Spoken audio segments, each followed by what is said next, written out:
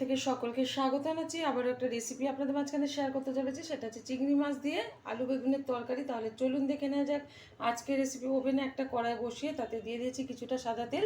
তেলটা গরম হয়ে যাওয়ার পর দিয়ে দিচ্ছি কিছুটা কালো জিরে ফোড়ন।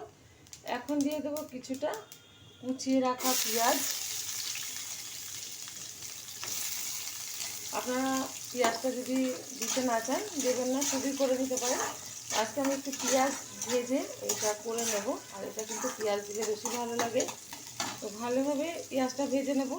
এখন দিয়ে দেব 1 চামচ আর 1/2 চামচ, 1.5 চামচ হলুদ গুঁড়ো।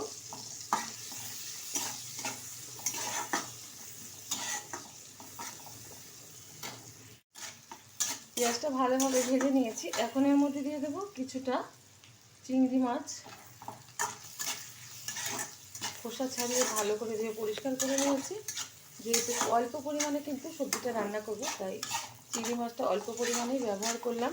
চিংড়ি মাছটা বেশি ভাজবো না, হালকা ভেজে নেবো, নাহলে রবারের মতো পুরো শক্ত হয়ে যাবে। চিংড়ি মাছটা হালকা ভেজে নিয়েছি। এখন দিয়ে দেবো খুব সামান্য পরিমাণে একটু চিনি। যারা মিষ্টি পছন্দ করেন না তারা দেবেন না চিনিটা। এখন দিয়ে দেবো কেটে রাখা সবজি, আলু, বেগুন, ধনেপাতা, কাঁচা লঙ্কা, টমেটো। দিয়ে দিচ্ছি পরিমাণ মতো লবণ।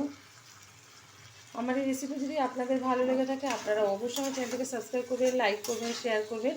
আর চিংড়ি মাছ দিয়ে এরকম আলু বেগুনের তরকারি রান্না করে খেয়ে দেবেন, রুটি, পরোটা, ভাতের সাথে ভীষণ ভালো লাগে। একটু বেশ কিছুক্ষণ নেড়ে চেড়ে নেবো, তারপরে কিন্তু এর মধ্যে জল দেবো। সবজিটা কিন্তু বেশ কিছুক্ষণ নেড়ে চেড়ে নিয়েছি। এখন এর মধ্যে দিয়ে দেবো পরিমাণ মতো জল।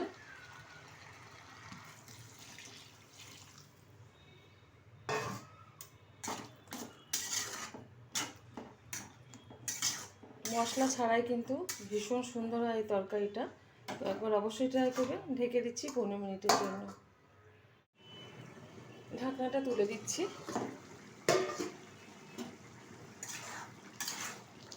বেগুন আলুর তরকারিটা কিন্তু হয়ে গেছে, এর থেকে আর বেশি টানাবো না। নামিয়ে ঢেলে দেবো একটা পাত্রে, আর গরম গরম ভাতের সাথে এটা সার্ভ করবো। দেখা হবে পরের ভিডিওতে নতুন কোনো রেসিপি নিয়ে। ধন্যবাদ।